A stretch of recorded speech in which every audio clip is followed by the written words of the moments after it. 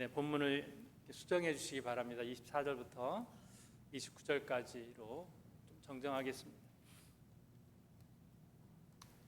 저는 오늘 마닐라 한인감리교회에서 마지막 예배를 드리고 내일 마닐라를 이렇게 떠나게 됩니다.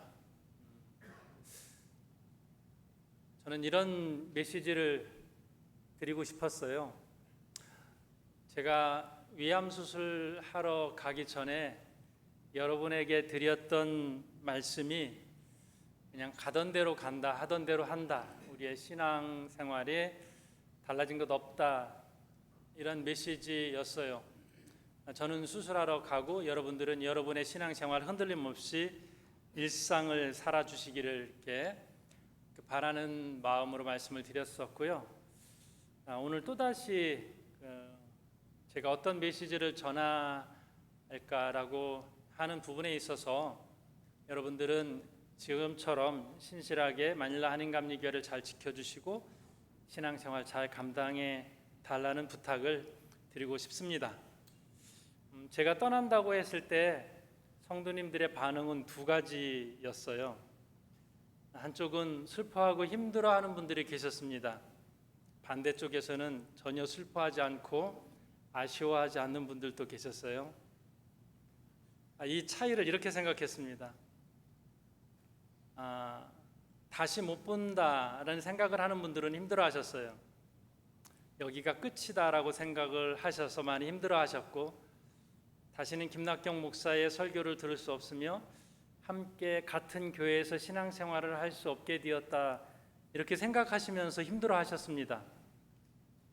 그런데 전혀 힘들어하지 않는 분들은 여기가 끝이 아니라고 생각하는 것 같았습니다.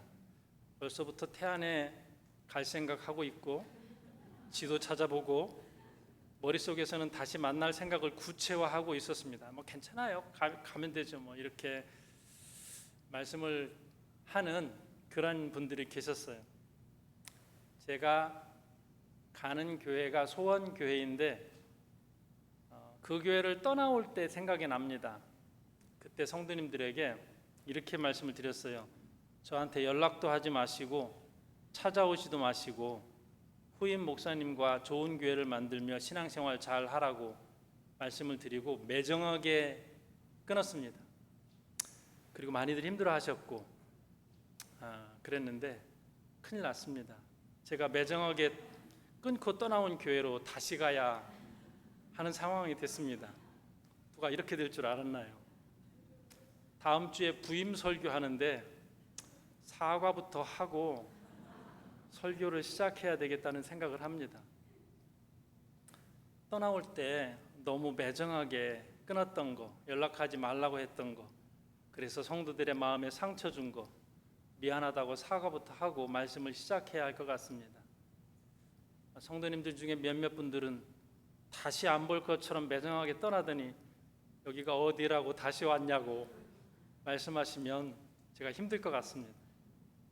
저는 부목사를 제외하고 2번의 떠남이 있었습니다. 그때마다 끝이라고 선언을 해왔습니다.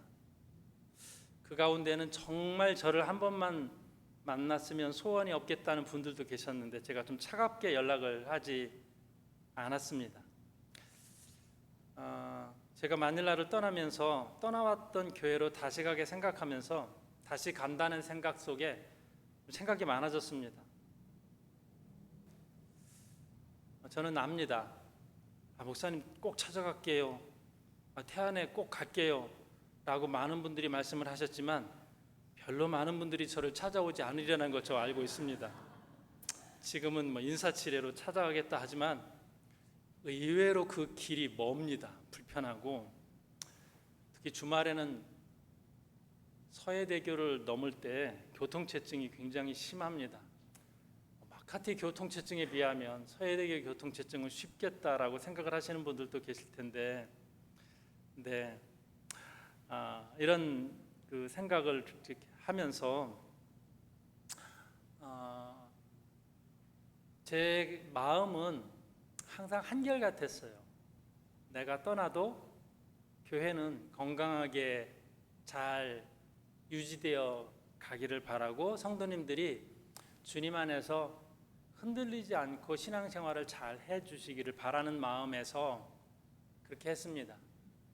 그러려면 좀 더 단호하게 끊고 내가 떠난 교회에 영향력을 행사하는 것은 좀 옳지 않겠다라는 마음에 그렇게 좀 매정했던 것 같습니다. 혹시 제가 부임하는 교회에 찾아오시려고 하는 마음이 있는 분들은 제가 선별적으로 만나려고 해요. 신앙생활을 흔들림 없이 잘 하고 있습니다 하면 만나고, 계속 와서 불평 얘기하고 뭐 이러시면 안 만날까 이런 생각을 좀 해보고 있습니다. 농담입니다. 저를 너무 차갑게 보지 마시고요. 교회를 향한 목회자의 마음은 같습니다. 목회자가 바뀌어도 그 교회는 흔들림 없이 더 부흥하고 더 뜨겁고 더 열정적으로 나아가는 것. 떠난 뒤에도 이 소식을 듣는 것만큼 저에게 큰 기쁨은 없을 것 같습니다. 제가 오늘이 마지막이겠다라고 생각하면서 힘들어하는 분들과 다시 또 만날 수 있겠다라고 하는 기대를 갖는 분들의 차이를 생각하면서 오늘 부활절 말씀을 생각했습니다. 주님께서 십자가를 지시기 전에 예수님께서 이렇게 말씀을 하셨습니다. 나는 십자가에서 죽지만 살아날 것이다. 다시 너희를 만날 것이다. 죽음이 끝이 아니다. 끝이다, 끝이 아니다 라는 생각은 우리로 하여금 어떤 기대에 대한 큰 차이를 두게 합니다. 요한복음 16장 16절의 말씀을 보면 예수님께서 이렇게 말씀하셨습니다. 조금 있으면 너희가 나를 보지 못하겠고 또 조금 있으면 나를 보리라 하시니, 예수님께서 십자가를 두고 하신 말씀이거든요. 십자가에서 죽으시면 너희가 나를 못 보겠고 또 부활하면 너희가 나를 볼 것이다, 이 말씀이에요. 내가 죽지만 이것이 끝이 아니다 라는 부활에 대한 아주 강력한 메시지거든요. 그리고 나서 그 뒤에 어떤 말씀을 이어서 하시는가 하면, 지금은 너희가 근심하나 내가 다시 너희를 보리니 너희 마음이 기쁠 것이요 너희 기쁨을 빼앗을 자가 없으리라. 그리스도인들은 죽음이 끝이 아니라 그 다음에 부활이 있어서 빼앗길 수 없는 기쁨을 갖게 되는 거예요. 그래서 죽음은 부활로 이어지는 통로입니다. 그리고 예수님의 죽으심은 빼앗길 수 없는 기쁨으로 가는 통로다. 왜냐하면 주님께서 다시 오실 것이라는 말씀을 하셨기 때문에 그렇습니다. 십자가에 매달려 죽으실 때에는, 그때는 제자들에게 끝이다라는 절망의 순간이지만 그 다음 부활로 인하여서 빼앗길 수 없는 기쁨이 있습니다. 이 기쁨 때문에 제자들이 순교하기까지 복음을 전했습니다. 땅끝까지 이르러 복음의 증인이 된 제자들은 빼앗길 수 없는 부활의 기쁨 속에 있었기 때문에 그렇습니다. 이 기쁨 때문에 제자들이 순교하는데, 예수님의 제자들 베드로와 같이 십자가에 거꾸로 매달려 순교한 사람이 있는가 하면 야고보처럼 목베임을 당한 사람도 있고, 어떤 제자는 창에 찔려 죽고 어떤 제자는 돌에 맞아 순교했습니다. 그러나 그 모든 제자들이 가지고 있었던 한결같은 그들의 신앙, 그들의 마음은 이런 거예요. 부활하신 주님을 만났기 때문에 그렇습니다. 부활하신 주님을 만났기 때문에 그들이 죽음의 순간에도 그 기쁨을 빼앗기지 않았던 것이죠. 오늘 우리를 기쁨 가운데 살아갈 수 있게 만드는 힘이 바로 이런 것입니다.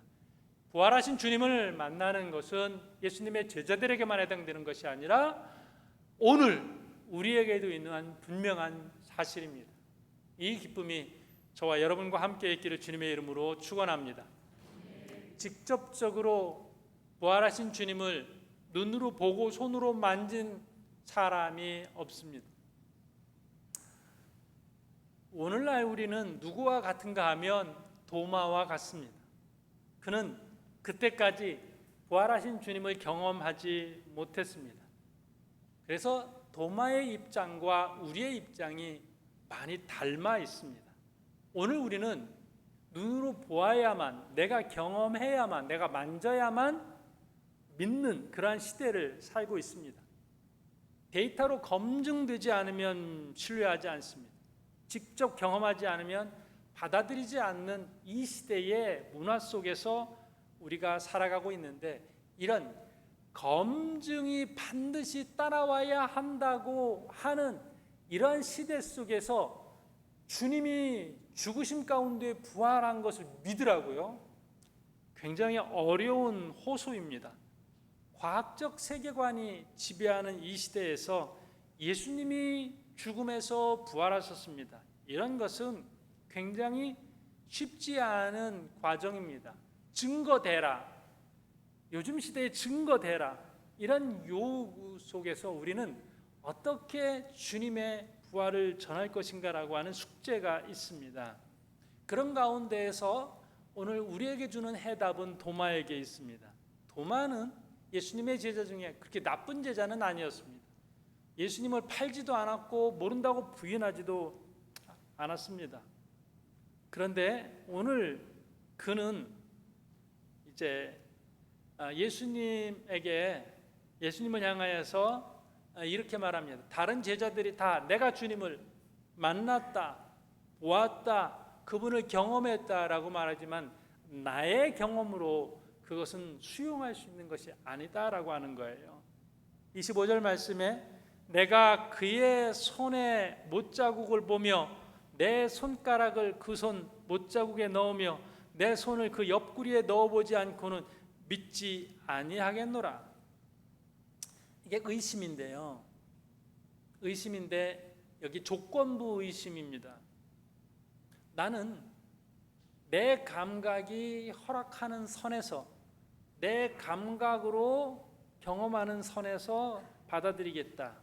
보고, 만지고, 냄새 맡고, 또 감각적으로 촉각으로 확인한 거, 이것만 진리지 내가 경험하지 않고 어떻게 믿냐라고 하는 것입니다.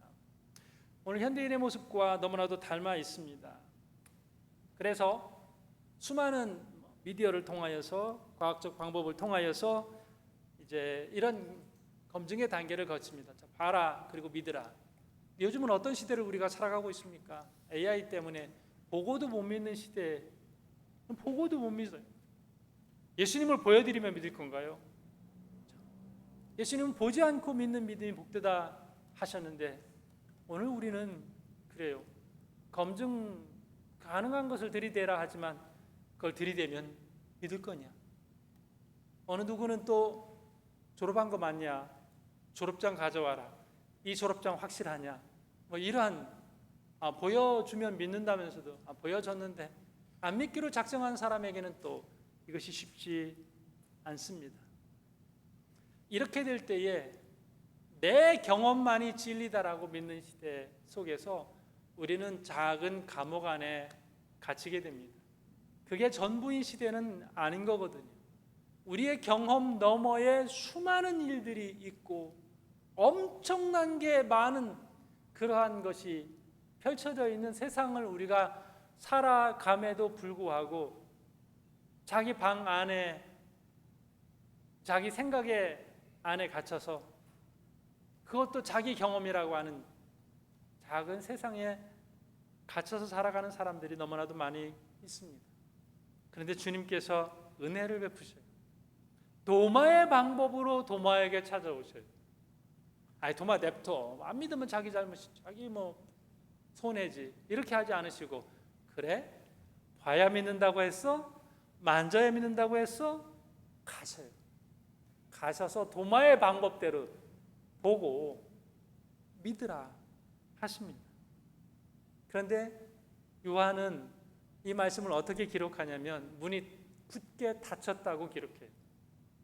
예수님께서, 부활하신 주님은 다른 부활의 몸으로 들어오셨습니다.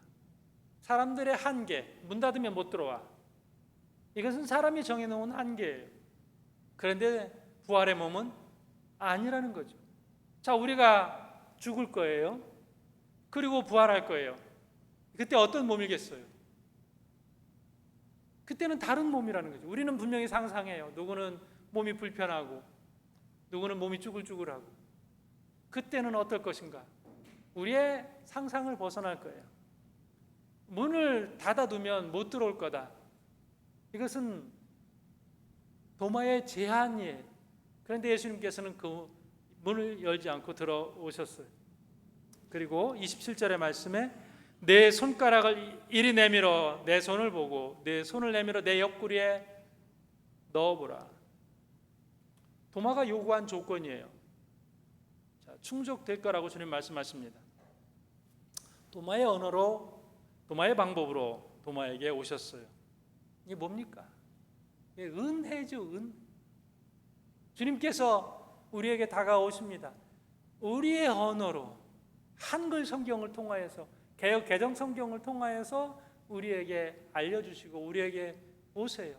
그래서 우리는 다 우리의 언어로 된 성경을 가지고서 성경을 읽습니다. 그래서 예수님이 말씀하십니다. 그리하여 믿음 없는 자가 되지 말고 믿는 자가 되라 말씀하십니다. 이제 보는 것에서 믿는 것으로, 그 감각만 신뢰했는데 이제는 온전한 신뢰로 나아가도록 주님께서 전환을 하셨습니다. 전환적인 시각을 보여주신 것이죠. 자, 이제 도마의 반응을 볼까요? 도마는 계속 만져봤다고 성경에 기록하지 않아요. 이게 창자국이 리얼인가 아닌가? 그 창자국이 맞나 안 맞나? 이렇게 하나하나 들여다보았다더라. 이렇게 성경에 기록되어져 있지 않아요. 안 넣어봤을 것 같지 않으세요? 됐습니다, 주님. 도마는 이렇게 말합니다. 28절의 말씀에 도마가 대답하여 이르되 나의 주님이시오 나의 하나님이시니이다. 이게 복음서 전체에서 가장 확실한 위대한 신앙 고백이 아닌가 싶습니다. 오늘 우리가 해야 될 신앙 고백이 바로 이런 겁니다. 나의 주님, 나의 하나님. 베드로는 예수님을 향하여 어떤 신앙 고백했어요? 주는 그리스도시요 살아계신 하나님의 아들입니다. 살아계신 하나님의 아들입니다. 이렇게 했는데 요한복음에서의 도마의 고백은 하나님의 아들이 아니라 당신은 하나님입니다. 이렇게 고백합니다. 원어적으로는 이 고백이 객관적인 고백이 아니라 주관적인 고백이에요. 인격적인 고백이에요. 나의 하나님, 나의 주인, 이렇게 고백하는 것입니다. 개인적인 고백이죠. 소유격이 아주 중요합니다. 나의. 여러분 개인이 똑같이 이렇게 고백할 수 있는 그런 고백입니다. 나의 주님, 나의 하나님. 자신의 삶 전체를 놓고 고백할 수 있는 고백이 바로 이런 것입니다. 저와 여러분이 온전히 이 고백을 함께 할 수 있기를 소망합니다. 십자가에 달려 죽으시고 부활하신 주님은 나의 주인, 나의 주님이시고 나의 하나님이시다 하는 것입니다. 이번 청소년 MYF 캠프에서 강사님이 내내 이것에 대해서 도전을 주셨어요. 좀 심하다 싶을 정도로. 이 도전은요, 너 교회 오래 다닌 거 말고, 너 봉사하는 거 말고, 너 예배 드리는 거 말고 주님이 누구시냐라고 하는 도전이죠. 여러분 몇 년 신앙생활 하셨습니까? 예배 어떻게 드리고 어떻게 봉사하셨습니까? 많은 부분들 우리가 주님 앞에 내세우고자 하는 실적들, 저는 한때 그런 것도 있었어요. 지금 제가 가는 교회에 교회를 건축했어요. 아름답게 교회 건축했어요. 물론 그건 설계도 잘 했고 건축도 잘 했습니다. 많은 목사님들이 교회를 탐방을 오셨어요. 그럼 저는 이제 그 다음부터 이야기를 하고 자랑을 해요. 이 공간의 의미가, 이 공간은 이렇게 했고 벽돌 색깔은 어떻고 뭐 이런 교만이죠. 교회를 몇 개를 지었어도 그게 뭐가 중요해요? 인격적으로 내가 주님을 어떻게 고백할 것이냐라고 하는 부분입니다. 나의 주, 나의 하나님. 이게 믿음입니다. 우리는 자꾸만 확인하려고 그래요. 검증하려고 해요. 뭔가 좀 따져보려고 해요. 그렇게 해서 주님을 더 잘 믿을 수도 있지만 그렇게 해서 받아들일 수 있는 부분들은 극히 적습니다. 히브리서 11장 1절의 말씀에 믿음을 이렇게 표현합니다. 믿음은 바라는 것들의 실상이요 보이지 않는 것들의 증거니. 믿음은 보기 전에, 내 감각으로 만져보기 전에, 내 귀로 들어보기 전에, 그 전에 있는 게 믿음. 오늘 우리는 매년 부활절을 보내면서 저 또한 마찬가지예요. 부활절 말씀을 준비하면서 어떻게 더 논리적으로 이 부활하신 주님을 설득할 수 있을까? 손에 쥐어드릴 수 있을까? 그러면서 부활절마다 계속 저는 몇 권의 책을 또 읽어보고 또 찾아보고 그렇게 해왔습니다. 이렇게라도 해서 성도님들이 부활을 더 가깝게 나의 주님으로 받아들이기를 바랬던 거죠. 자, 그런데 주님은 어떻게 오십니까? 우리의 한계를 뛰어넘어서 우리에게 다가오십니다. 이 메시지를 가지고 도마는 이제 복음을 전하는 사람으로 보는데 역사적으로 교회사적으로 도마를 어떻게 보냐면요, 인도까지 가서 거기서 목베임을 당해서 지금 그 계단도 있다고 이렇게 알려져요. 목이 굴러 내려간 계단. 그렇게까지 갈 수 있었던 근거가, 힘이 어디 있을까요?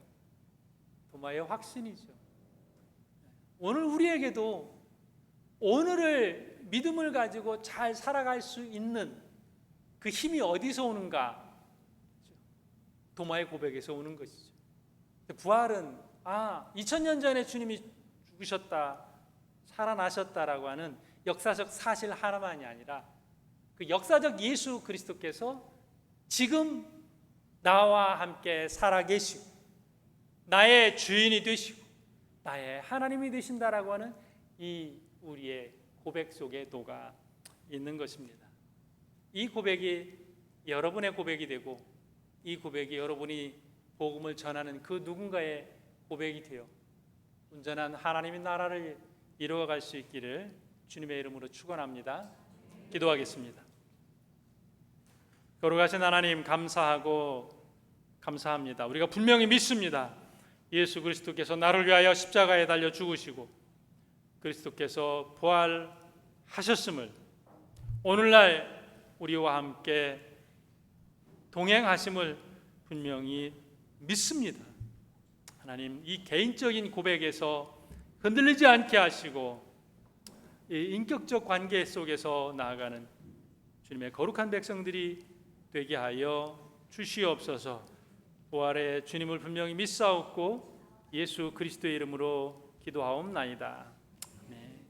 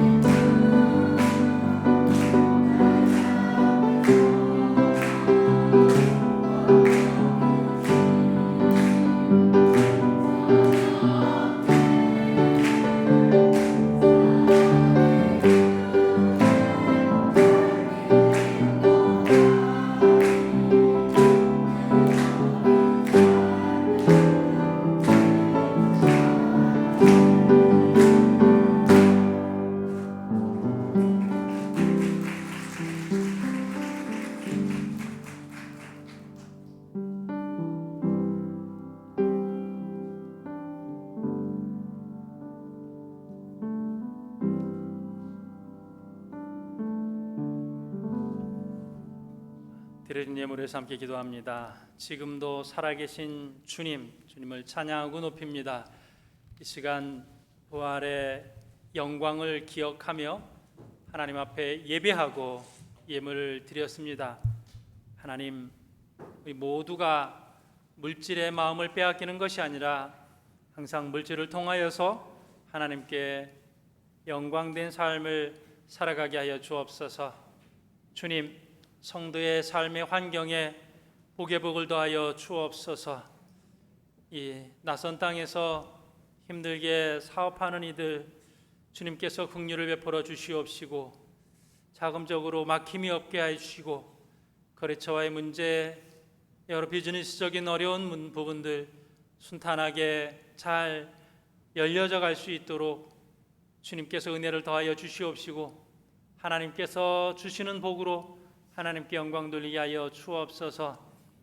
직장생활 가운데 하는 이들 교회도 함께 하여 주시옵시고, 늘 출퇴근이 평온하게 하시며 기쁘게 하시고, 하나님 그리하여서 모든 시간들이 평강일 수 있도록 인도하여 주옵소서.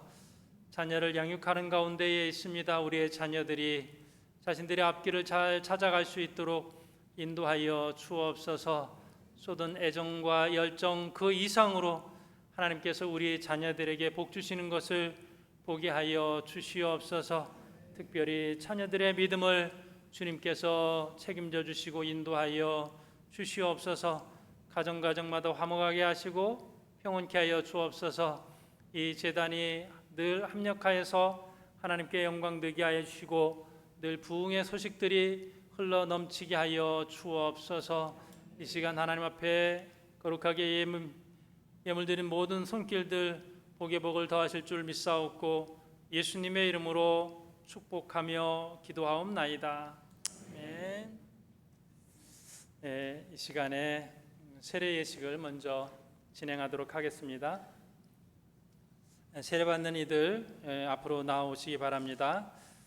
하서경, 하승준, 김진욱.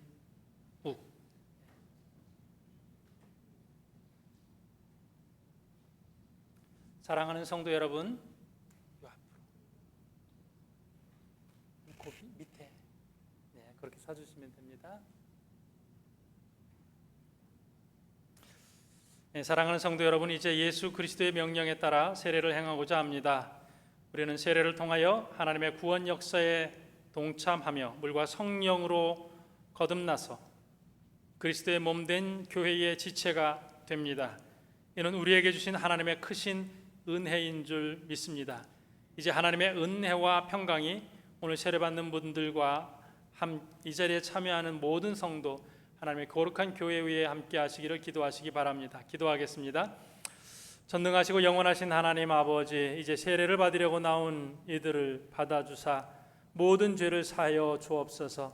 또한 이들이 옛사람을 벗어버리고 새 사람으로 변화되게 하시며 성령의 권능으로 악의 세력을 이기게 하옵소서. 이 시간 우리 모두 세례를 통하여 베풀어 주시는 영원한 복을 즐거워하며 주님께서 약속하신 영생에 이르게 하여 주옵소서. 우리 주 예수 그리스도의 이름으로 기도하옵나이다. 아멘. 이 시간 우리 세례 받으러 나온 3명의 학생들에게 묻겠습니다. 진실한 마음으로 아멘으로 답을 해주시길 바랍니다.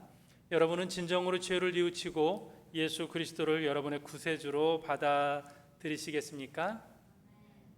여러분은 만물의 창조자이신 하나님과 성육하시고 십자가에 죽으시고 부활하신 예수 그리스도와 우리의 지도자이신 보혜사 성령님 삼위일체 하나님을 믿습니까? 여러분은 예수 그리스도의 십자가의 보혈로 죄 사함을 받아 죽음에서 구원을 얻어 영생을